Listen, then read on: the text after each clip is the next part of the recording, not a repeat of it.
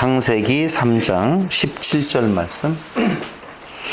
아담에게 이르시되 네가 네 아내의 말을 듣고 내가 내게 먹지 말라 한 나무의 열매를 먹었은즉 땅은 너로 말미암아 저주를 받고 너는 내 평생에 수고하여야 그 소산을 먹으리라. 아멘. 지난 시간 우리는 여자에게 임했던 저주, 그렇죠? 여자에게 임한 저주. 그런데 그 저주는 사실은 축복이라고 말씀을 드렸어요. 이렇게 생각해 보시면 돼요. 하나님이 짐승들 중에 어떤 존재들을 에덴으로 이끌어 왔지요. 에덴으로 이끌어 왔는데 그 에덴에 나무 한 그루가 있고 그 나무는 율법이라고 하는 나무라고 말씀을 드렸어요. 아주 그냥 이제 풀이해서 말씀을 드리면, 근데 그 율법이라고 하는 나무, 말씀이죠. 말씀을 주어졌었을 때에 하나님께서 말씀을 주시는 이유, 목적은 약속이에요. 하나님과 대면하여서 하나님과 협상을 한다든가, 아니면은 그 계약 관계에 있어서 주종 관계에 있을 만한 존재도 아니라는 것이죠. 그러니까 어떤 조건을 제시하고 그 조건을 만족시켰었을 때 너에게 이러한 축복을 해주겠다라고 할 수 있을 만한 대상도 아니라는 거예요. 그래서 하나님께서 그 존재에게 어떤 말씀을 해주신다라고 하는 것은 조건과 그 조건에 수반되어지는 순종, 불순종이라고 하는 개념의 관계가 아니다. 오히려 그 말씀은 한마디로 말을 하면 일방적으로 주어지는 약속의 말씀이다 라고 우리는 생각을 해봐야 될 것이다 이거죠. 근데 그 약속의 말씀을 하나님께서 일방적으로 주어 주실 때에 하나님이 그 대상자들의 어떤 행동을 통하여서 그 약속을 변개하시는 일은 없어요. 말씀대로 그 약속대로 이루신다라고 하는 거예요. 그렇다면 이미 에덴의 동산으로 이끈 그자들에게 그자들의 그 행동을 통하여서 하나님의 약속이 변질되어지고 변개가 온다는 것은 상상할 수가 없다는 것이죠. 그래서 표면적으로 보면 불순종이라고 하는 모습을 취한 그 아담과 그 여자에게 하나님께서 저주를 내리신다라고 하면 벌써 하나님의 존재에 대해서 우리는 다시 생각해 봐야 될 필요가 있다는 것이죠. 그럼 그렇지 않으신 분이라고 하면 하나님께서 내리시는 저주는 어떤 그 약속을 이루는 데 있어서 과정으로 주시는 것이요, 궁극적으로는 그 약속을 이루시는 하나님의 섭리가 담겨져 있다, 이렇게 보셔야 되죠. 그것을 우리는 저주 같은 뭐라고요? 축복이라 라고 말씀을 드렸다, 그 말입니다. 그러면 지난 시간에는 여자에게 임한 저주 같은 축복이 무슨 고통? 해산의 수고, 고통이 클 것이다 라고 하는 이야기로 말씀을 드렸어요. 잉태하는 고통. 근데 그게 이제 무엇을 말하는지 알겠죠? 한 존재의 생명이 태어나는 데 있어서 많은 고통이, 많은 수고가 수반되어진다라고 하는 내용. 일반은총 영역 안에서 여자들이 아기를 낳는 개념이 아니라 교회의 탄생을 의미하는 거다. 그러니 그건 당연히 고통이고 수고가 따르지만 복이죠. 결과적으로 보면 복이라 그 말이에요. 그럼 남자에게 임한 저주도 역시 무엇이겠어요? 축복이겠죠. 어떻게 축복이 오겠어요? 고통, 수고, 애씀을 통한 어떤 결과물. 그건 정확해요, 그게. 그래서 그걸 저주라고 하지 아니하고 오히려 축복이다, 복이다 라고 말씀을 드리는 거다. 그럼 우리는 지금 창세기를 공부하면서 우리가 머릿속에 하나 혼돈되어질 수 있는 부분이 있어요. 그게 뭐냐면 아담의 존재와 그 여자의 존재, 남편과 아내의 관계, 에베소서에서 남편과 아내에 대한 이야기가 나와요. 아내들이여 남편에게 순종, 복종하라 라고 하는데요. 그 순종은 뭐라고 그랬어요? 아래에서 듣다 휘파코라고 말씀을 드렸잖아요. 예, 아래에서 듣는 거라 그랬어요. 그래서 그 남편과 아내의 관계는 예수와 교회의 관계, 그리스도와 교회의 관계를 말하는 거다. 자녀들아, 내 부모에게 무엇하라? 순종하라 라고 이야기할 때 휘파쿠오, 그것도 역시 인간 일반적 영역 안에서 부모 자식 간의 문제가 아니라 낳는 자는 부모고 낳음을 당한 자는 자식이란 말이에요. 그래서 그리스도가 교회의 부모, 그리스도에게 대한 순종, 이를 말하는 거고, 그 그리스도가 우리 안에 있어서 우리가 뭐가 되어지면, 그리스도가 되어지면 우리가 말씀을 전할 때 우리가 뭐가 되어지고 부모가 되어지고 저쪽이 자식이 되어지는 그 순종, 그건 위에 있는 어떤 존재에게 인간적인 의미로 복종 개념이 아니라 아래에서 그 전해지는 말씀. 내가 부모가 되었어요. 뭘 전해요? 받은 것을 전하지요. 그리스도를 전한단 말입니다. 그러면 그 받은 자는 뭘 받는 거예요? 나를 받아요? 그리스도를 받아요? 그리스도를 받게 되어진다라고 말씀을 드렸어요. 그렇게 말을 하다 보니까 아담은 그리스도요. 교회는 아니 여자 하와로 나중에 이름 되어진 여자는 교회라고 하는 구도가 성립되다 보니까 여러분들 머릿속에 혼돈이 오잖아요. 응?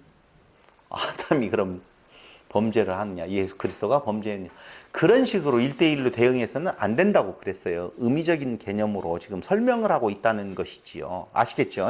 일반은 총리의 영역을 가지고 특별한 총리 영역을 지금 설명해 가고 있다는 거예요. 그러나 우리의 구도 속에 그리스도가 아담의 어떤 교회가 여자에 대한 내용으로 이미 머릿속에 들어와 있을 필요는 있다라고 하는 거예요. 자, 일단 아담에게 내려진 저주가 무엇인가를 한번 보자고요. 첫 번째는요, 죄를 상기시키죠. 뭐가 죄인가? 라고 하는 내용이에요. 첫 번째는 뭐예요?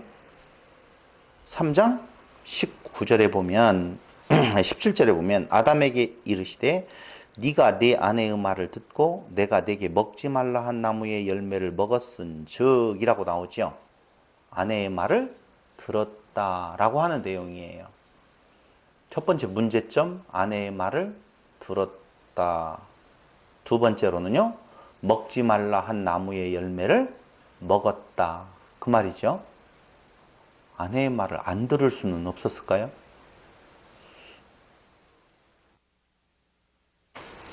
아내의 말을 안 들었고, 왜 나보는 사이에 그냥 그런 못된 짓거리를 저지른 이 나쁜 여자 같으니라고. 주여, 내 아내가 잘못을 저질렀습니다. 용서해 주시옵소서. 그리스도라고 보면 아담이 그렇게 행동을 취할 수 있지 않았을까? 라는 의문을 갖잖아요. 왜 안 했을까요? 아내가 먹자고 하니 그 말을 듣고 같이 먹었다고 그랬잖아요. 아내의 말을 들었고 같이 먹었다고 그랬잖아요. 그렇죠? 왜요? 한 몸이니까. 설명한 것을 여러분들 잊지 않냐고 기억했다는 것이 너무 고마워요. 한 몸. 그 말이 오늘 중요한 내용이에요. 왜냐하면 그 뒤에 아담에게 주어지는 저주에 대한 내용들을 보면 아담이 수고하고 애써야 될 부분들이 있어요. 수고하고 애써야 돼. 그럼 아담이 왜 수고하고 애써야 되는 건가? 그 내용에 보면 아담이 흙이 되었다라고 하는 내용이거든요. 아담이 뭐가 되어져야 돼요? 흙이 되어져야 돼요. 그래야지 한 몸이죠. 그러니까 모든 짐승이 뭘로 만들었어요? 흙으로 만들었죠. 창세기. 네, 흙으로 만들었어요. 그런데 아담과 여자가 하나 되었다라고 하면은 아담도 뭐가 되어져요? 흙이 되어져요. 아담이 만약에 그걸 안 따먹었다라고, 같이 안 먹었다라고 흙 될 수가 없죠. 하나 될 수가 없단 말이에요. 그러니까 하나라고 하는 말의 의미는 뭐냐? 같이 되었다라고 하는 의미예요. 그래서 육체가 되셔요. 예수님께서 육체가 되신다 그 말입니다. 근데 그 아담이라고 하는 존재는 본래 흙이 아니었었습니까? 라고 또 이야기를 하면 정말 할 말이 없고, 지금 여자, 그 교회, 그 짐승들을 이끌어서 누구에게로? 아담에게로 들어갔다라고 그랬잖아요. 보내어서 이름 짓게 했다고 그랬잖아요. 그때 그 내용에서 하나가 되어지는데, 여기 지금 너는 흙으로 물론 이제 돌아갈지니라고 하는 의미도 그런 말 아니에요. 전혀 슈브라고 하는 단어가 다른 의미를 가지고 있으니까 조금 이따 설명을 해 드릴게요. 어쨌든 아내의 말을 들을 수밖에 없는 이유는 들어야만이 뭐가 되어져요? 하나가 되어짐이에요. 그래서 아담이 뭐가 되어져요? 같이 흙이 되어져요. 두 번째로는요, 무슨 죄가 그에게 있느냐 하면 먹지 말라 한 나무의 열매를 먹었다라고 나오지요. 근데 제가 이번에 히브리 헬라어 사전을 어디다 놨는지 없어서 별 수 없이 분해 대조 성경이라고 해서 히브리어 분해 대조 성경. 그러니까 이건 히브리어 성경을 그대로 한 거에다가 한글 성경을 뒤에다가 붙여 놓은 거예요. 다 있어요. 그래서 이 히브리어 대조 성경을 제가 봤어요. 봐야 될 일이 좀 있어서 그랬어요. 봤는데 문제는 먹지 말라 한 나무의 열매를 먹었다라고 할 때 열매라는 단어는 안 나와요. 일단 열매라고 하는 단어는 안 나온다. 두 번째, 민멤누 토칼로, 토칼은 먹다라는 뜻이잖아요. 그래서 뭐뭐로 먹지 말라. 민멤누라고 하는 단어 말씀 많이 드렸죠. 뭐뭐으로부터, 뭐뭐로부터. 민멤누 말씀드렸어요. 아, 참 그렇다니까. 이 민멤누는 뭐냐면요, 뭐뭐로는 로, 먹어라, 토칼, 먹어라, 로는 반대, 부정어에서 먹지 말라 그 말이에요. 근데 민멤누라고 하는 단어가 분명히 원문에는 여기 있어요. 이렇게 23장 17절에 보면 민멤누가 나와요. 이렇게 아루라, 민멤누, 토칼로, 레모루 이렇게 쭉 나오거든요. 민멤누가 있는데 뭐뭐로부터라고 하는 말은 해석을 아무리 찾아봐도 있다 없다? 없어요. 자, 정리. 열매라고 하는 단어는 없는데 해석에서는, 번역에서는 들어갔고, 민멤누라고 하는 히브리어 단어가 있는데 그 단어는 어떻게 했다? 뺐다 그 말이에요. 해석에서. 이게 뭔 말이냐면요,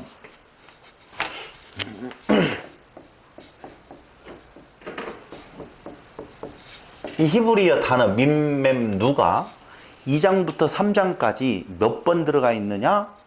몇 번 정도 들어가 있을 것 같아요? 6번인가 7번 들어가 있어요. 제가 찾았어요. 전부 다. 민멤누. 자, 어디에 나오냐면요, 2장 17절 2번 들어가 있어요. 거기에는 지금 무슨 이야기를 하냐면요, 하나님께서 그 아담을 정죄할 때에 그가 어떤 죄를 지었다라고 이야기를 하느냐면은, 첫 번째 여자 아내의 말을 들었다는 거고, 두 번째로는 먹지 말라 한 나무의 열매를 먹었다라고 하는 건데, 그 먹지 말라 한 나무의 열매를 먹었다라고 번역되어진 그 문장을 원문에 찾아보니까, 히브리어 원문에 찾아보니까 열매라는 단어는 없었고 민멤누라고 하는 단어는 있는데 번역이 안 되어 있었다. 지금 그 말을 하는 거예요. 그래서 무슨 이야기를 지금 여러분들에게 계속 우리가 해왔던 이야기예요. 동산 중앙에는 두 그루의 나무가 있는 것이 아니고 여러 그루의 나무가 있는 중에 두 그루가 특별하고 두 그루 중에서 하나는 먹어도 되지만 하나는 먹지 말라. 보통은 이렇게 생각하고 있는데 그게 아니라고 하는 말씀을 드리는 거예요. 동산 중앙에는 분명히 단수로 되어 있는 나무 한 그루가 있다는 거예요. 근데 그 한 그루의 나무를 무얼로는 먹지, 뭐뭐로부터는 먹지 말라 이렇게 되어 있어요. 그 뭐뭐로부터는 먹지 말라, 뭐뭐로부터는 선악을 알게 하는 나무로는 먹지 말라 그 말이에요. 근데 그게 그 동산 중앙에 그 나무 이야기가 나올 때마다 전부 다 밈맴누라고 하는 단어를 히브리어 성경에는 나와 있다 그 말이에요. 근데 모두 다 빼버렸어. 번역 과정에서 다 빼버렸어. 왜요? 방금 전에 이야기했던 신학이 두 나무 중에 한 나무는 먹어도 좋은데 한 나무는 먹으면 안 된다라고 하는 쪽으로 해석을 해버렸기 때문에 밈맴누가 들어가면 해석을 어떻게 해야 될지를 모른다 그 말이죠. 그런데 히브리어 성경에 밈맴누가 다 나와 있어요. 어디에 나와 있냐? 2장 17절에 이렇게 나와 있어요. 선악을 알게 하는 나무의 열매는 먹지 말라. 내가 먹는 날에는 반드시 죽으리라 하시니라. 이 말로 하면 뭘로요? 선악을 알게 하는 나무는 먹지 말고 생명나무는 먹어도 돼. 다른 나무는 먹어도 돼. 이렇게 들리잖아요. 근데 거기에 원문에 키, 밈맴누, 토칼로, 와라, 토부, 하다, 아트, 우메츠, 타무트, 모트, 밈맴누 이렇게 나와 있다니까요. 아몰레카, 베욤 이렇게 나와 있다니까요. 밈맴누가 몇 번 들어가 있어요?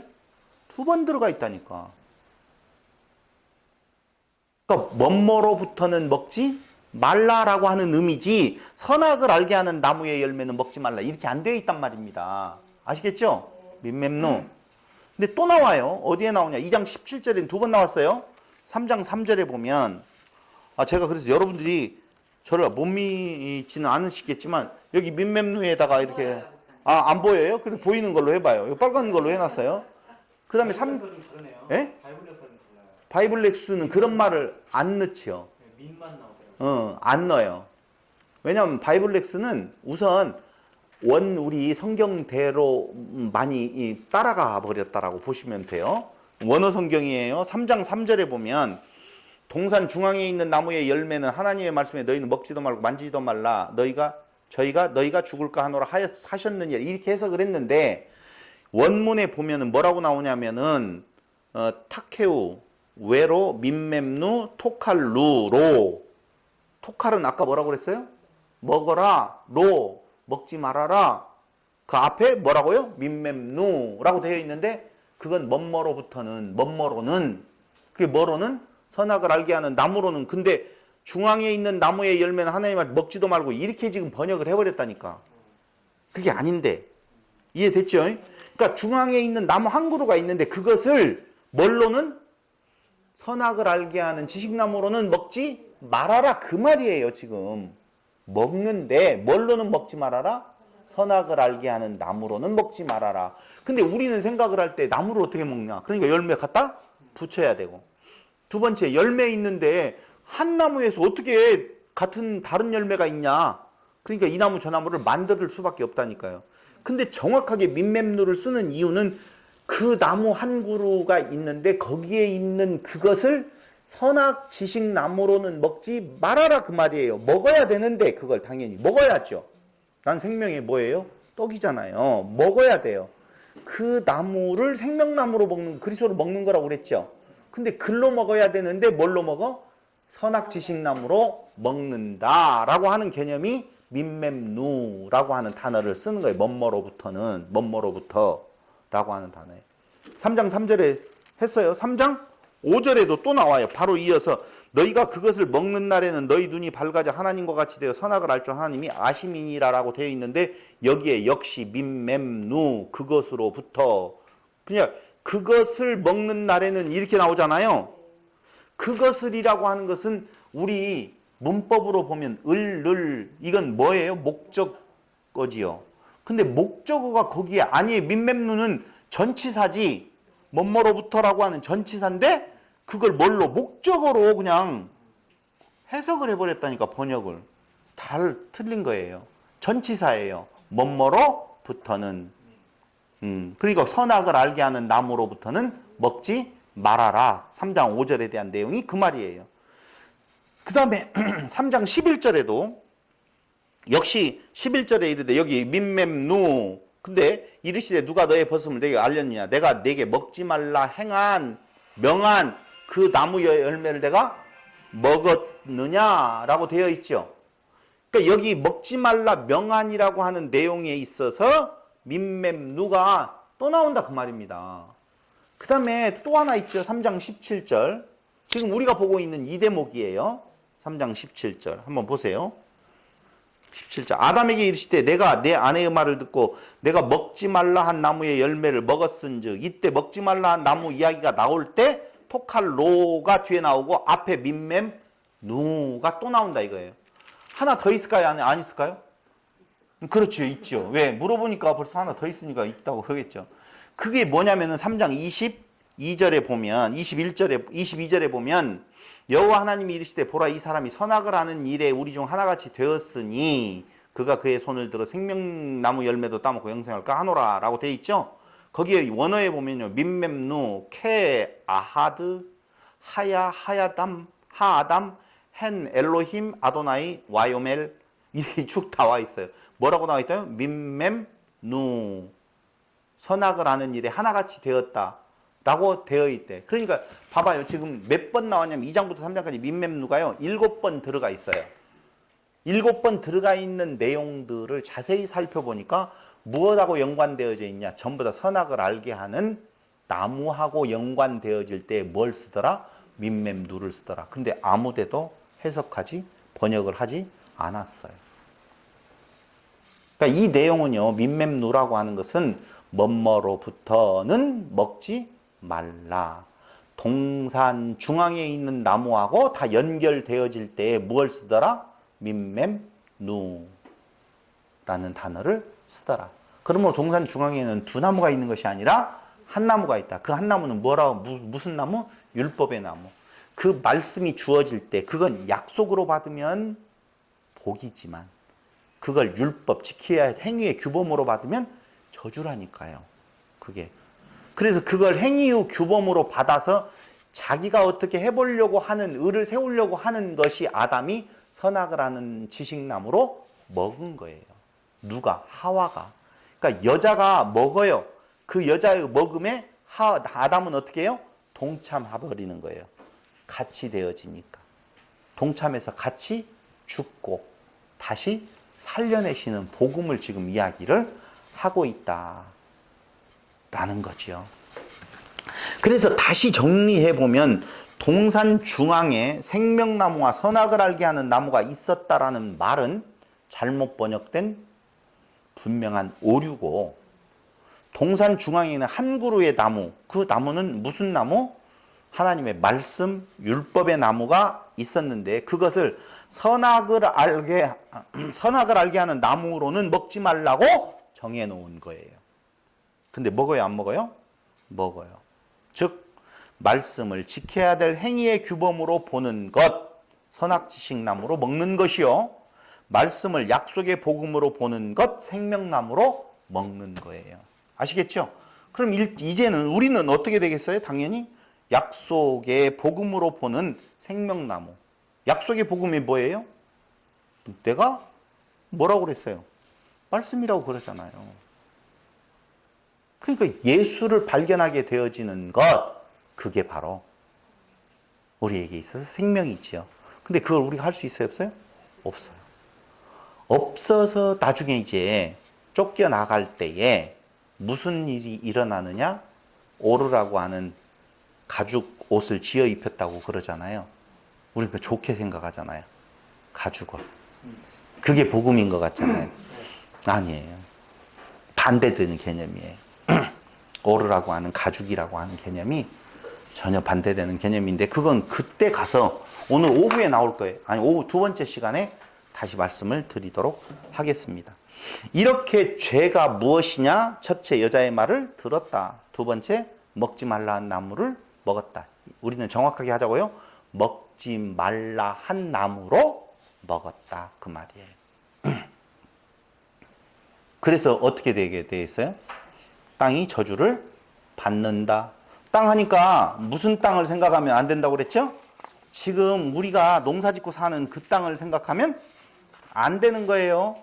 땅은 당연히 뭐요? 아파르, 티끌, 우리의 근원이라고 하는 내용 쪽에서 저주받은 자의 모습을 지금 말하는 거예요. 저 저주를 받는다고 나오네요. 우리예요, 우리. 땅이 저주를 받는다. 두 번째로는요. 아담은 평생에 수고하여야 소산을 먹는다고 나와 있죠. 그 저주의 내용을 그대로 네 가지로 분리해 보면 첫째, 땅이 저주를 받는다. 두 번째, 아담은 평생에 수고하여야 소산을 먹는다. 수고하여야 소산을 먹는다. 수고하여서 소산을 먹는다. 수고하지 아니하면 소산을 못 먹는다. 수고하여서 소산을 먹는다는 말이 더 정확한 번역이에요. 수고하여야 소산을 먹게 돼 있어. 수고 안 하면 못 먹게 돼 있어. 못 먹는 일은 있어요, 없어요? 없어요. 틀림없이 먹어요. 수고하여서 소산을 먹게 되어 있어요. 응? 이제 조금 설명을 드릴게요. 자, 첫 번째, 땅은 저주를 받는다. 두 번째, 아담은 평생에 수고하여야 소산을 먹는다. 세 번째는요, 땅이 아담에게 가시덤불과 엉겅퀴를 낼 것이다. 그거 그대로 나와요, 지금. 몇 절에 나와 있어요? 18절에 나와 있죠? 네 번째는요, 흙으로 돌아갈 때까지 얼굴에 땀을 흘려야 먹을 것을 먹을 수 있다고 나오잖아요. 그럼 잘 보세요. 여기에서 땅이라고 하는 것은 한마디로 말을 하면 여자요? 교회를 의미하겠죠? 갑자기 이상하게 됐어요. 아담이 그리스도의 예표적인 인물이라고 보면 땅은 뭐예요? 당연히 땅과 지금 아담의 사이예요. 이해됐어요? 교회와 그리스도하고의 관계예요. 땅이 이 땅이 아니라니까요. 그러니까 아담이 수고할 대상은 이 지금 땅을 밭가는 내용이 아니라 그의 신부될 교회를 대상으로 지금 수고하고 애씀에 대한 내용이 있다 그 말이에요. 그건 제가 증거로 말씀을 드릴게요. 성경을 통해서. 그러니까 여기 잘 보면 네 가지의 저주에 대한 내용이 나오는데 1번과 3번이 같죠. 땅이 저주를 받는다. 땅이 아담에게 가시덤불과 엉겅퀴를 낼 것이다. 우리 벌써 감이 팍 오지요? 와요, 안 와요? 오죠? 땅이 저주를 받아서 가시덤불과 엉겅퀴를 낸대요. 결국은 그리스도를 죽음으로 내모는 존재가 교회가 그런 거 아니겠어요? 응? 그런다니까요. 그 저주받은 땅을 어떻게 기경해야 되잖아요. 밭갈아야 된다는 말이에요. 그래야지 그게 수고하고 애씀이 되어진다니까. 그래서 소득이 있게 되어진다라고 보시면 돼요. 조금 이따 요한복음 한 구절만 보더라도 여러분들이 충분히 이해를 해. 한 구절이 아니라 제법 많은 구절을 보는데 볼게요. 두 번째로는요. 3번과 2번과 4번이 같아요. 2번 아담은 평생에 수고하여야 소산을 먹는다고 되어 있죠. 근데 4번은 흙으로 돌아갈 때까지 얼굴에 땀을 흘려야 먹을 것을 먹을 수 있다. 똑같잖아요. 맞아요. 그러니까 1번과 3번이 같고 2번과 4번이 같은데 제가 번호를 먹였어요. 땅은 저주를 받는다. 두 번째, 아담은 평생에 수고하여 소산을 먹는다. 세 번째, 땅이 아담에게 가시덤불과 엉겅퀴를 낼 것이다. 네 번째, 흙으로 돌아갈 때까지 얼굴에 땀을 흘려야 먹을 것을 먹을 수 있다. 이렇게 되어졌었을 때 1, 3번, 2, 4번이 같은 내용인데요. 요걸 방금 이야기한 대로 그 땅이 그 흙, 지금 우리가 경작해야 될 그 토지를 말하는 것이 아니라고 하는 것을 아담의 수고가 어디를 대상으로 하고 있는 건가를 알기만 한다면 그 땅이 누구라고 하는 어떤 존재를 말하고 있는 건가를 확실히 알 수 있을 거 아니냐 이거죠. 그죠? 요한복음 4장 27절로 38절을 한번 보셔야 돼요. 제법 많이 보죠? 요한복음 4장. 요한복음 4장에는요, 우리가 잘 알고 있는 사마리아의 수가라고 하는 동네에 한 여자가 있지요. 근데 그 여자가 어떤 존재냐 하면은 남편이 많이 있는 여자였었잖아요. 그거 우리 너무너무 잘 알고 있습니다. 요한복음 4장 27절. 물론 그 앞에서부터 쭉 보면 더 정확한 내용을 알 수가 있겠지만 너무너무 잘 알고 있는 터라 제가 그냥 그 앞의 내용에 대한 내용은 생략하고 27절부터만 보면 이때 제자들이 돌아와서 예수께서 여자와 말씀하시는 것을 이상히 여겼으나 무엇을 구하시나이까 어찌하여 그와 말씀하시나이까 묻는 자가 없더라. 사마리아의 수가성에 있는 여자, 그 제자들이 생각할 때에는 경건치 못한 존재잖아요. 상대에서는 안 될 존재란 말입니다. 근데 예수님께서 그 제자들이 먹을 것을 사러 동네에 가 있는 동안에 이 수가성의 여인하고 만나게 되어져서 talking about 어떤 대화가 지금 이루어지고 있단 말입니다. 물에 대한 이야기였었죠.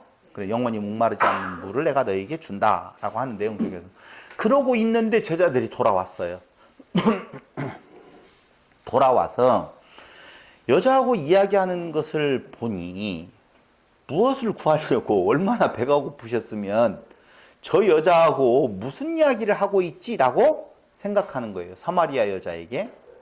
아니, 노망 드셨나? 얼마나 배고프셨으면 이런 생각을 가지고 있지만 감히 말을 물어봤다 못 물어봤다? 못 물어봤다 그 말입니다. 그러고 있는 사이에 여자가 물동이를 버려두고 동네로 들어가서 사람들에게 이르되 내가 행한 모든 일을 내게 말한 사람을 와서 보라 이는 그리스도가 아니냐 하니 그들이 동네에서 나와 예수께로 오더라. 자, 이 단락이 끝나고 난 뒤에 다시 제자들과 예수님이 만나요. 대화가 나와요. 그 사이에 제자들이 청하여 이르되 랍비여 잡수소서. 랍비여 선생님이여 당신이 배가 고팠던지 아니면 물이 고팠던지 얼마나 그랬으면 그 상종하지 말아야 될 여자하고 그렇게 이야기를 하셨습니까? 우리가 동네에 가서 지금 먹을 것을 어떻게 사가지고 왔어. 구해가지고 왔으니 어서 어떻게 하십시오? 잡수세요. 라고 주었단 말입니다. 이게 뭐예요? 준 것이 양식 아니에요. 양식, 먹을 양식을 그 예수에게 주었어요. 먹을 것, 양식이라니까요. 이렇게 말하니까 양식이 안 나왔는데 왜 양식이라고 이야기를 하냐고 하니까 그 뒤에를 읽어보면 그 양식이라고 나와요. 그렇지요. 이르시되 내게는 너희가 알지 못하는 먹을 양식이 있느니라 이렇게 말씀을 하시네요. 양식 잡수세요. 내가 구해왔습니다. 라고 이야기하니까 예수님께서 고맙다. 내가 배가 고파서 그 여인하고 이야기를 했었는데 너희가 먹을 걸 가져왔구나. 잘 먹을게. 하고 얌얌 쩝쩝 먹는 것이 아니라 실컷 가지고 와서 드세요. 라고 이야기하는 그들을 향하여서 내게는 너희가 알지 못하는 양식이 있다. 라고 말을 해요. 그럼 예수님께서 먹는 양식은 뭐예요? 이게 중요하잖아요. 그죠? 그러니까 이렇게 예수님께서 말하니까 바로 제자들은 무슨 생각을 속으로 했겠어요? 누가 가져다 주었지? 우리가 주지 않았는데? 그 사마리아 여자가 놓고 갔나? 야, 너희들이 구해온 거 다 이제 꽝이요. 난 미리 있었어. 라고 하는 말로 들었겠지요.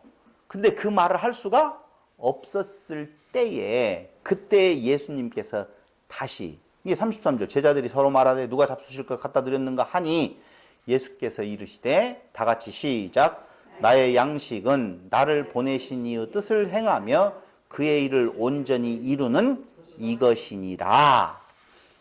예수님의 양식이 무엇냐면요.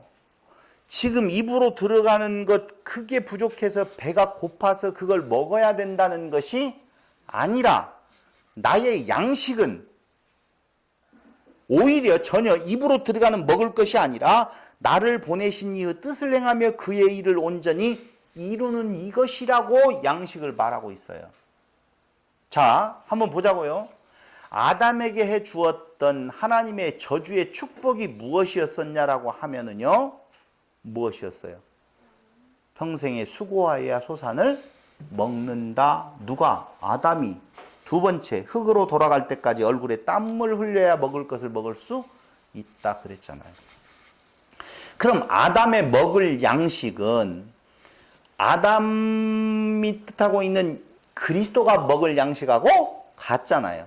근데 그리스도의 양식은 바로 입으로 들어가는 그 먹을 것에 있는 것이 아니라 무엇을? 나를 보내신 이의 뜻을 행하며 그의 일을 온전히 이루는 이것이 나의 무엇하고요? 양식이라 그 말이에요. 그러므로 창세기 3장에서 이야기하고 있는 그 땀을 흘려야 먹는다라고 하는 말은 먹을 것, 땅에서 나고 있는 그 식물, 그걸 말하는 것이 아니라 무엇을 얻는 거예요? 아버지의 뜻을 따르는 나에게 맡겨준 그 자들을 아버지의 뜻대로 돌아오게 만드는 것. 그게 수고가 있겠어요? 없겠어요? 있다. 무슨 수고? 평생의 수고. 땀을 흘려야지 먹을 수 있는 수고. 근데 그 땅은 저주를 받아서 내는 것이 무엇과 무엇만 내? 가시덤불과 엉겅퀴만 내는 거예요. 그러니까 땅이 되어버린 교회는 그 그리스도를 향하여서 계속적으로 가시덤불과 엉겅퀴만을 내는데도 불구하고 그걸 개경하는, 개간하는, 그걸 바가는 부분의 수고를 누가? 그리스도께서 하신다 그 말이에요. 그게 뭐라고요? 돌아오게 만드시는. 그럼 보세요. 그 수가성의 한 여인을 돌아오게 만드는 그게 수고로운 일이라 그 말이에요. 지금 그 이야기를 하면서 그 여인에게 내가 너희는 왜 그 여인에게 말을 걸었어요? 라고 이야기를 하는데 아무리 먹을 것이 없다 할지라도 그러면 안 되지요? 라고 하는데 그게 바로 내 무엇이다? 일이요. 내 양식이라 그 이야기를 하고 있다니까요. 그 일, 그 양식이라고 예수님께서 말씀을 하고 계시는 거예요. 나의 양식은 나를 보내신 이의 뜻을 행하며 그의 일을 온전히 이루는 이것이다. 그런데 그때의 그 시기가 아직 수확을 하는 데 있어서는 몇 달이나 남아있어요?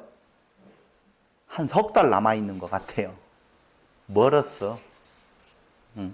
너희는 추수가 아직 멀었다라고 생각하지만 밭을 보라 희어져 추수하게 되었다. 밭은 뭐예요? 땅이잖아요. 밭을 보라 희어져 추수하게 되었다 그 말이에요.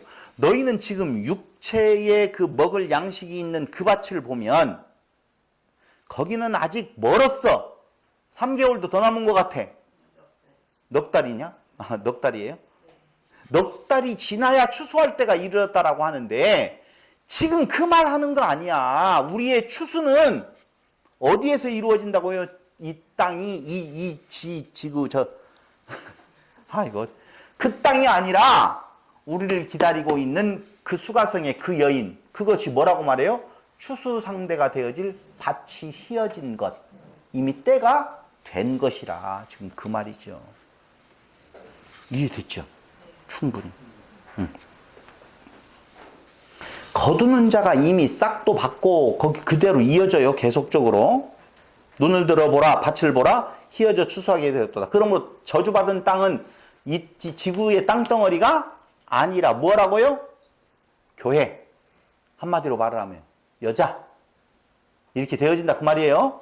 그러면서 거두는 자가 이미 싹도 받고 영생에 이르는 열매를 모으나니 누구예요? 거두는 자 예수 그리스도.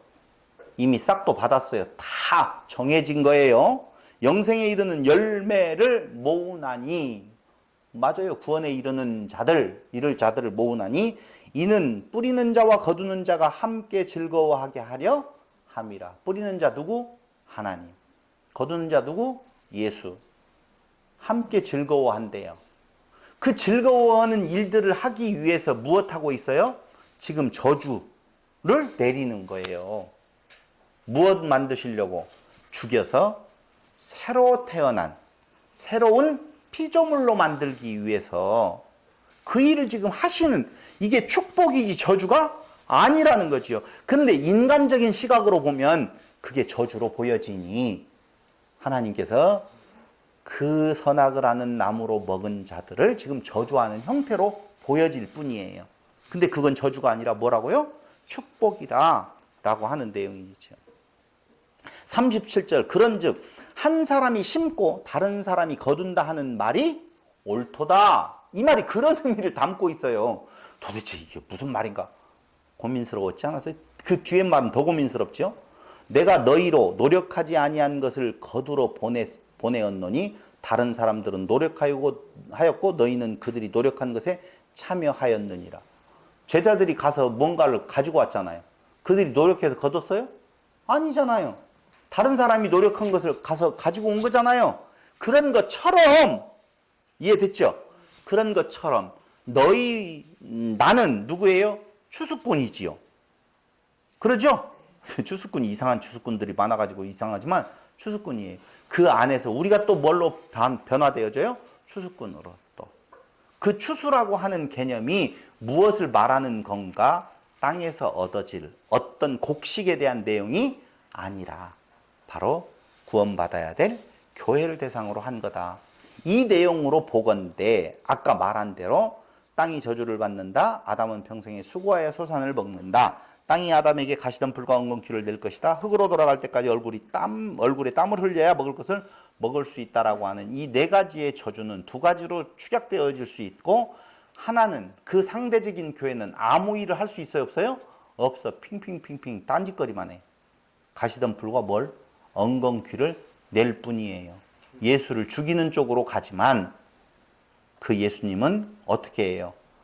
수고하고 애씀으로 그냥 열매가 주어지지 아니하고 바로 이미 영생의 열매로 하나님께서 정하신 자들을 다 수고와 애씀으로 생명을 주신다라고 하는 거예요. 이해됐죠? 그럼 우리가 정리 한번 해보자고요. 창조는 우주에 대한 내용이 아니라 한 사람 한 사람 하나님의 그 자녀들로 불러낼 자들을 새로운 존재로 만드는 거라고 말씀을 드렸잖아요. 그렇다라고 보면 구원하실 자를 한 사람 한 사람을 무엇으로? 피와 땀으로. 그게 바로 3장 19절의 내용이라니까. 구원에 내는 것. 그게 그의 레헴 뭐라고요? 양식. 19절에 보세요. 창세기 3장 19절. 네가 흙으로 돌아갈 때까지 얼굴에 땀을 흘려야 먹을 것을, 이 먹을 것이라고 하는 것이 레헴이라는 양식이에요. 식물. 근데 18절에 보면 땅이 네게 가시덤불과 엉겅퀴를 낼 것이라 네가 먹을 것은 밭에 뭐라고요? 채소. 그 채소 하면 떠오르는 것 당연히 여러분들에게 있어요. 그렇죠? 창세기 1장 29절로 30절에 씨 맺는 모든 채소, 씨 가진 열매 맺는 모든 나무 이야기 하잖아요. 그러니까 너의 먹을 것은 그 채소, 그 뭐라고 써요? 지금 이야기하고 있는 먹을 것, 얼굴과 땀을 흘려 먹을 것이라고 한 레헴도 역시 식물이라고 하는 거예요. 그러니까 아담이 먹을 것은 무엇이냐면요, 우리가 지금 말하고 있는 내용에 있어서 땅에서 올라오는 그런 어떤 채식주의자 그런 것을 말하는 것이 아니라 씨 가진 열매 맺는 나무로 만드는 거예요. 씨 맺는 채소로 만들어가는 거예요. 그 일이 수고하고 애씀에 대한 내용이라 그 말입니다. 창세기 1장 11절에 보면 하나님이 이르시되 땅은 풀과 씨 맺는 채소와 각기 종류대로 씨 가진 열매 맺는 나무를 내라 하시니 그대로 돼요. 이거 전부 다 사람에 대한 이야기를 말한다라고 그랬지 그 우주의 식물을 이야기를 하는 것이 아니라고 말씀을 드렸잖아요. 그러니까 18절에 에세브라고 하는 채소, 19절에 네헴이라고 하는 양식, 이 개역개정에는 뭐라고 해석되어져 있느냐라고 하면 먹을 것이라고 되어져 있는 이 모든 것들이 다 무엇을 말한다? 그들은 그 흙에서 무엇을 내지만 엉겅퀴하고 가시덤불을 내지만 그걸 씨 맺는 채소, 씨 가진 채소, 씨 맺는 열매 맺는 나무로 만드시는 수고를 하는 게 그게 예수의 뭐라고요? 양식이라 그렇게 말해주고 있는 것입니다. 땅이 이것을 내야 돼요. 무엇을? 채소와 레헴이라고 하는 양식을 내야 된다 그 말입니다. 뭘로 내요? 말씀으로 기경을 하는 거예요. 그래서 말씀이 오지요. 그럴 때 땀을 흘려야라고 되어 있죠. 이 땀을 흘려야라고 하는 말은요, 제하, 히브리어 말로 제하라고 써져 있는데 이 제하는 2188번인데 예자 3154번에서 유래되었어요. 근데 이 단어는 성경에서 단 한 번만 여기에서만 나와요. 무엇을 흘려야 된다? 땀을 흘려야 된다라고 하는 내용은 한 번밖에 안 나온다 그 말입니다. 근데 이 말을 한 번밖에 안 나오기 때문에 무슨 용례를 확인해서 제가 이걸 다 찾아보면은 결국은 뭐냐면은요, 한마디로 말을 하면은요, 전쟁 같은 상황을 통해서 알게 하다 그 말이에요. 땀을 흘려야 된다라고 하는 말은 피 흘림 이런 것들이 있잖아요. 아주 중요한 이야기죠. 그래서 다시 말씀을 드리지만은 이게 바로 땀을 흘려야 먹을 걸 먹는다라고 하는 내용, 수확이 있는다라고 하는 내용은 그리스도가 행할 그 수고로움이 얼마나 큰가. 그걸 누가 뭐라고 말해요? 저 바울은 너희를 위하여 다시 해산의 수고를 내가 해야 되겠다라고 하는 이야기잖아요. 그러면 바울이 해산의 수고라고 하면 그리스도는 해산의 수고보다도 더 큰 고통이라고 우리가 미루어 짐작할 수 있잖아요. 유추해 볼 수도 아니 뭐라고 할까요? 한번 그렇게 유추도 해볼 수 있는 것이 아닌 건가라고 생각이 들어가요. 우리 출애굽기 2장 23절 한번 보시기 바랍니다. 출애굽기 2장 23절.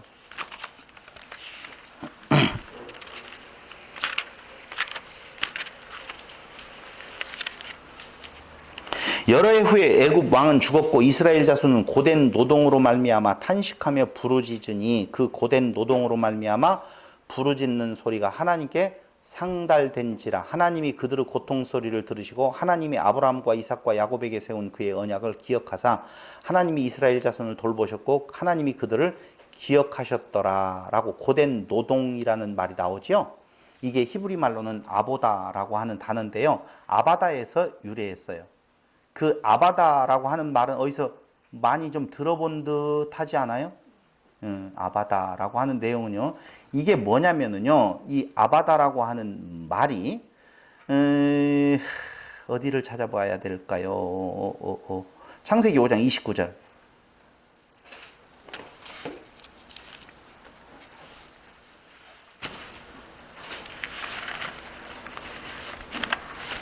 창세기 5장 29절 없죠? 창세기 5장 29절 있죠?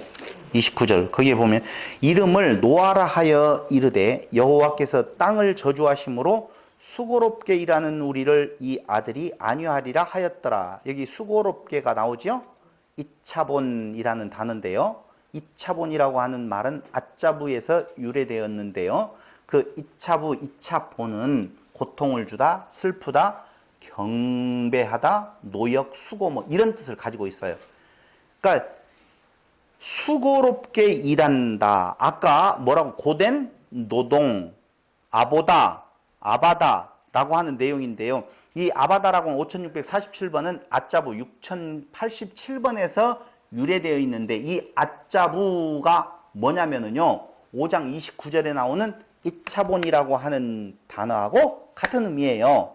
그러니까 지금 같은 의미를 제가 지금 쭉 하는 이유는 뭐냐면은요. 이게 고된 노동, 수고로움, 수고롭게 일하는 고통을 주다, 노역 이런 뜻을 다 담고 있다는 거예요. 아시겠죠? 근데 왜 이 말이 중요한가? 땀을 흘려야 된다라고 하는 말하고 같은 의미로 지금 보시면 된다 그 말이에요.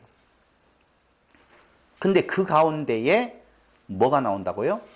노아라고 하는 이름이 나와요. 노아는 안위함, 안위를 주다. 그렇죠? 그렇잖아요. 어떻게 안위가 되어져요? 그리스도의 지체가 되어질 때에 그걸 성전되어졌다라고 이야기를 하잖아요. 그러니까 여기에 땀을 흘려서 결국 가야 될 곳이 어디냐? 그 고통 속에서 가야 될 곳은 안위. 어떤 안위? 그리스도의 지체가 되어진 성전되게 하시는 안위가 거기에 있다라고 하는 것을 지금 말해주고 있는 거예요. 다시 창세기 3장 19절 네가 흙으로 돌아갈 때까지 얼굴에 땀을 흘려야 먹을 것을 먹으리니 네가 그것을 취함을 입었음이라. 너는 흙이니 흙으로 돌아갈 것이니라 하시니라. 여기에 흙이니 흙으로 돌아갈 것이니라 라고 하는 말이 이제 우리가 상당히 재미있는 말이에요. 열받았어. 하라는 대로 안 하니까.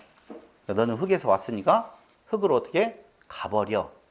다시 천한 흙, 야차르, 먼지 되게 할 거야. 이렇게 들리잖아요.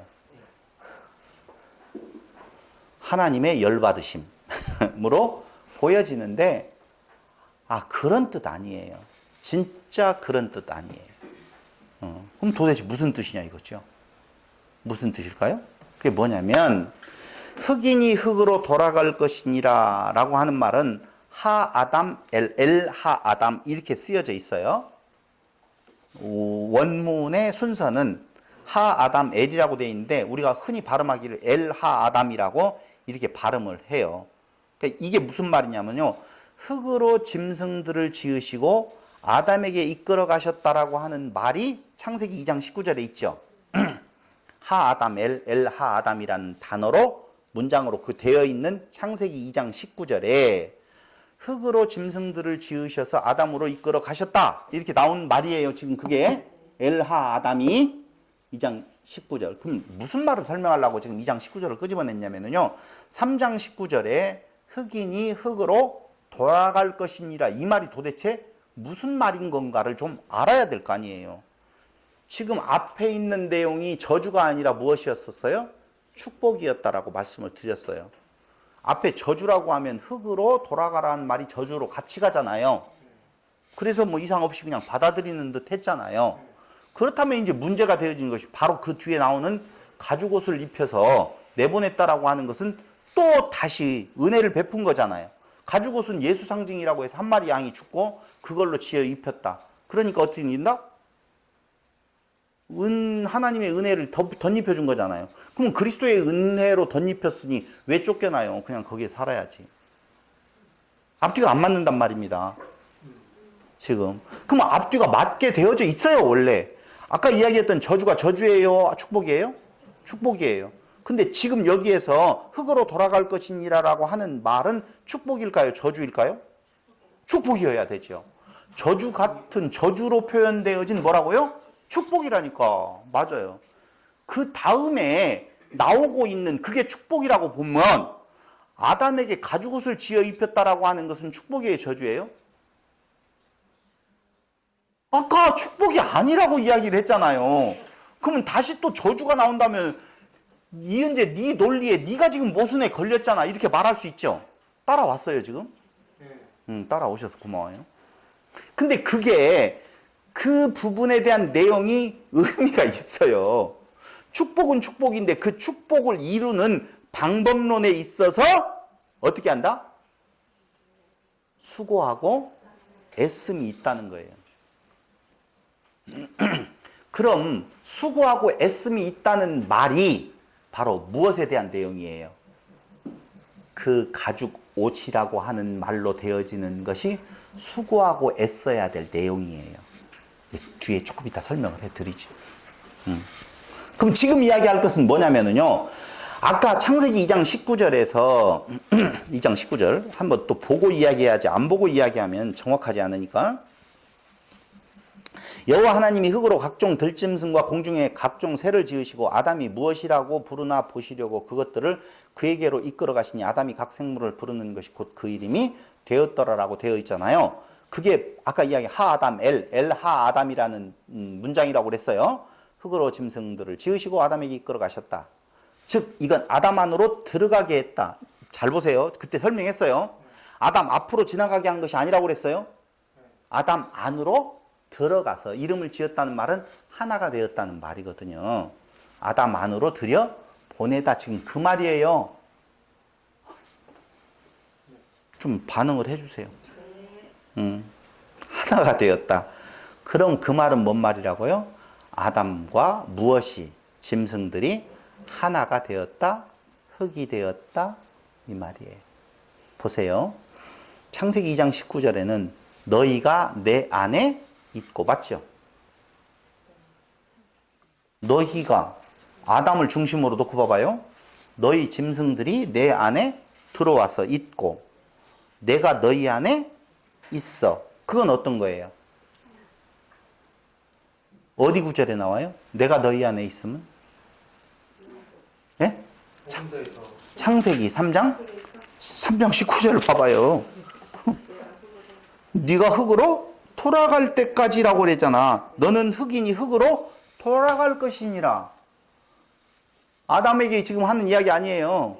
맞죠? 너는 흙으로 돌아간다. 그러면 이게 뭐예요? 내가 너희 안에 있어. 2장 19절에서는 너희가 내 안에 있고 3장 19절에서는 내가 너희 안에 들어가고 있고. 맞죠? 흙이니 흙으로 돌아가라고 하는 말은 그 땅이 아니라고 그랬잖아요. 땅속에 들어가서 푹푹 썩으면 넌 결국은 흙이 돼. 라고 하는 말 아니에요. 자꾸 흙이라는 단어가 부정적인 단어로 우리가 생각해서 그렇게 나왔죠. 아유, 왜 그래요? 자꾸 이 땅 흙 아니라니까. 그건 너무 당연한 거예요. 모든 짐승이나 모든 식물이나 모든 사람이나 모두 다 썩어서 들어가면 썩으면 흙이 되는데 굳이 아담에게 너는 흙이니 흙으로 돌아갈 것이니라고 말할 것이 없다니까요. 그 말 하려고 하는 거 아니에요. 그 말은 안 해도 다 알아. 여기는 지금 진짜 복음이 담겨져 있다니까요. 메시지가. 너는 흙으로 돌아가라는 말은 넌 누구에게로 가라는 말이에요. 그 짐승들에게 똑같이 되어진다 그 말이에요. 그러니까 2장 19절에서는 너희가 내 안에 있고 3장 19절에서는 내가 너희 안에 있다. 그러면 어떻게 알아?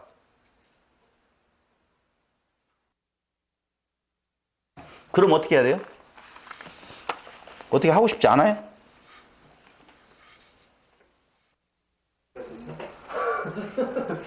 가르쳐 줄게요. 성경이 우리 요한복음 15장 7절.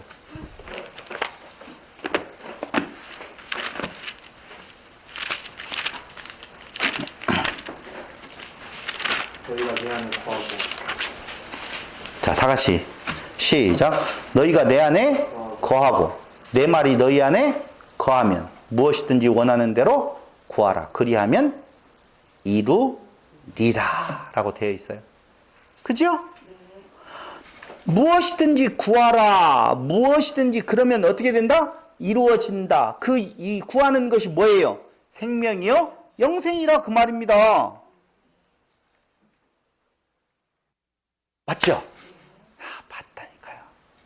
그러니 지금 결국은 너희가 내 안에 있고 내가 너희 안에 있어서 하나 되어질 때 이루어지는 영원한 생명에 대한 내용이 어떻게 이루어지냐면은 선악지식나무로 먹고 난 뒤에 저주로 되어지는 축복이 사실은 미워서 그들을 내쳐버리고 그들에게 아주 열받아가지고 어떻게든 이것들을 괴롭힌다라고 하는 개념이 아니라 하나님 당신의 계획하신 뜻대로 이루시기 위하는 하나님의 섭리의 방편으로 어떻게 된다? 너는 흙이니 흙으로 무엇하라고요?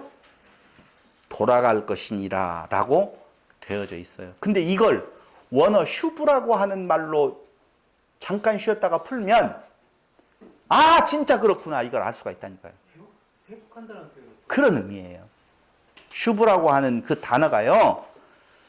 방금 박덕영 목사님 이야기하는 내용에 있어서 회복시키다라고 하는 의미가 아주 강하게 있죠.